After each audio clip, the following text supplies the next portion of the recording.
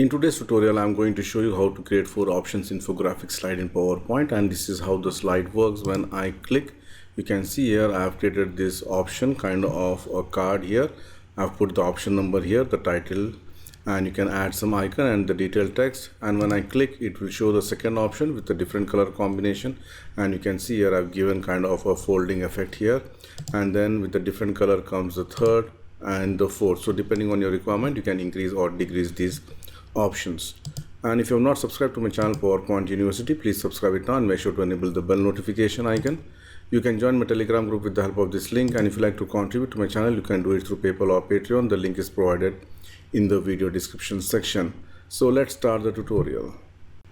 Add a new slide and change the background to any dark color background. Then go to Insert, Shapes. From the rectangles, I'm going to choose the rectangle, draw the rectangle depending on your requirement. Shape outline, make it no outline, and the height I'm going to make it maybe 2.3.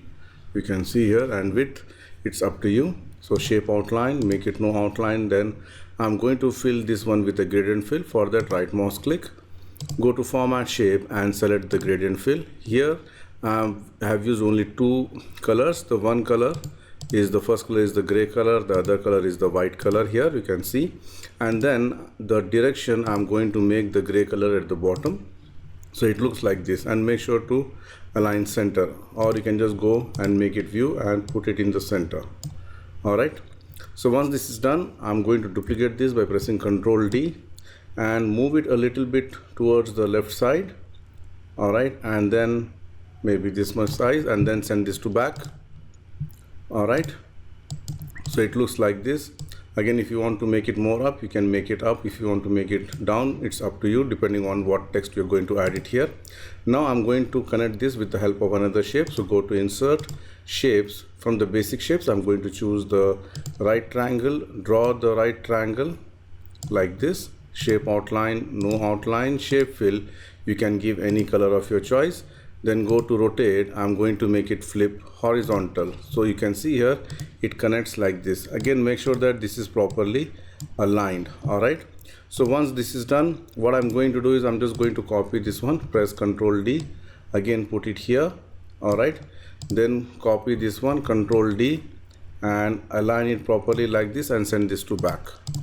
Okay, you can see here again I'm going to copy this one and put it here, and then Ctrl D again, you put it here like this, and then send this to back. So you can see here our design is ready. I can select all by pressing Ctrl A. If you want to move it wherever, which direction, you can just move it. Okay, so once this is done, we need to add some text and some options here. So go to Insert, Shapes. From the basic shapes, I'm going to choose this, the hexagon. Draw the hexagon by holding the Shift key, and you can rotate it, okay, like this. It should come top like this. Shape outline, make it no outline, and shape fill, you can give any color. So here I'm going to change the color to some other color, maybe green, and here I'm going to change this color to maybe a red. Alright, now let me just duplicate this by pressing Ctrl D and put it here, Ctrl D here, and one more here.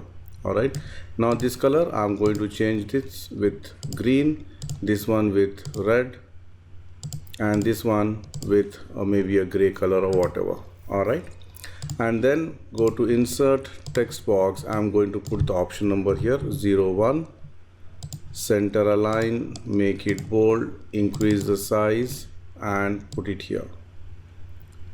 Make sure it is in center. Press Ctrl D to duplicate, put it here, then again Ctrl D, align it properly, and then here also. And if the text is not visible, change the color to white. Okay, maybe this also to white.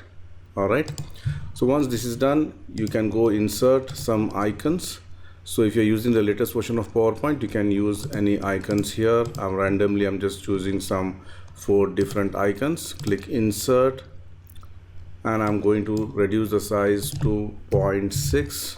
Alright, and then I'm just going to put each the icons here, you can see like this. And if you want to change the color to match this one, you can just change it to red like this. Alright, and this one should be green, and this will be orange.